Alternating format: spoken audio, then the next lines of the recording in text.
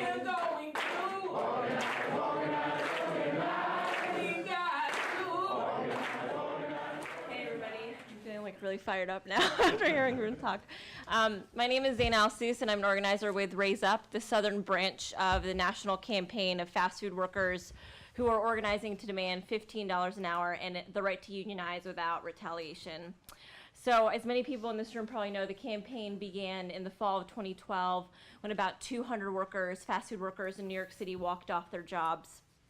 Since that time, the campaign has spread all over the country, and our most recent strike on December 5th actually was in over 100 cities, and it was in cities in states including Georgia, Tennessee, South Carolina, North Carolina, and Virginia. So those states, as many of the people in this room will probably know, are not necessarily regarded as hotbeds of modern worker organizing, which I think leads right into the message I want to send today at this inspiring event, and that we as a campaign have never set out to follow the status quo of typical union organizing. We organize first and foremost from a movement lens, with an emphasis on community unionism, as some other speakers have mentioned. And in fact, the reason why we as a campaign have expanded so quickly into the South is primarily because of the organizing momentum that was started and led by the North Carolina NAACP and the progressive forces that had led to the now prolific Moral Monday movement.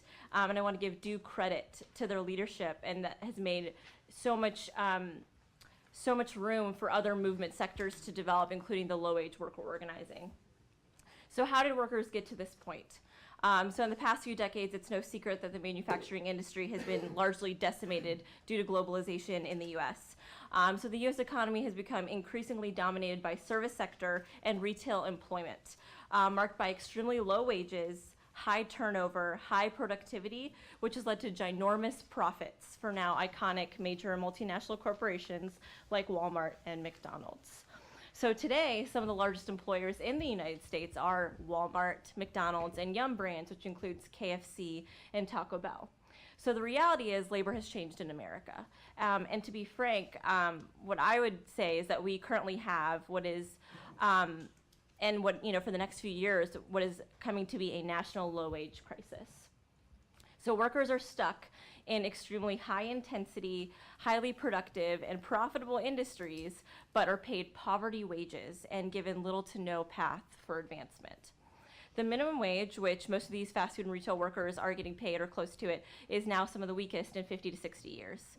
And I think one of the major reasons, frankly, that we, aren't calling this more of a crisis and there isn't more outrage is because currently what we see are primarily poor women, immigrants, and other people of color who are disproportionately represented in these low-wage industries. And I want to be really clear, this is not just a fast food worker issue, this is a worker issue, and we are primarily organizing for workers, not just on behalf of low-wage workers.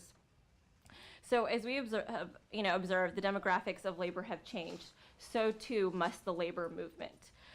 Since the more militant golden era of organizing in the 1930s with the wave of sit-down strikes across the country that eventually won us our first minimum wage, workers' rights have been increasingly repressed, especially in the South, especially after the Jim Crow era, which passed a lot of, repressive laws.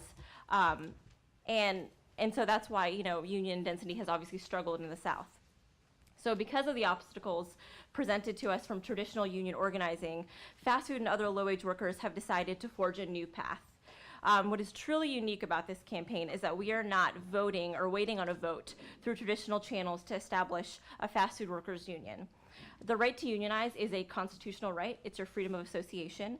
And so fast food workers are simply declaring themselves a union throughout the South. And as a union, they're employing their right to strike first.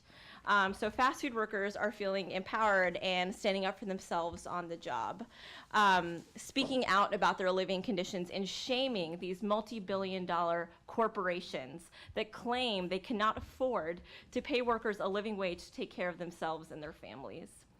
And so the exciting reality is, I think, and I think a lot of other people would agree with us, that we're winning.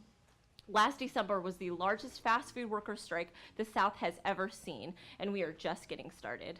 Across the country, workers have won gainful raises because of organizing.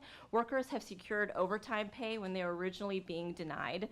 While the campaign is still relatively new, and we don't plan on stopping until we win $15 an hour and a union contract, it is fair to say that the topic of wage inequality in America has become the key issue, and fast food workers have really been the face of that narrative all along the way. So, without our organizing, President Obama would have never advocated for raising the minimum wage to $10.10 an hour. And because of this organizing, myths about the impossibility of organizing the unorganized sectors, organizing in the South, or organizing poor workers is increasingly being put to rest. And so we're really excited to continue to change the face of the labor movement, and we're honored to continue the deep and rich legacy of civil rights unionism, an essential narrative in our state and Southern history. And we hope that we can count on everyone in this room as allies in the struggle for justice and dignity for all workers in the South.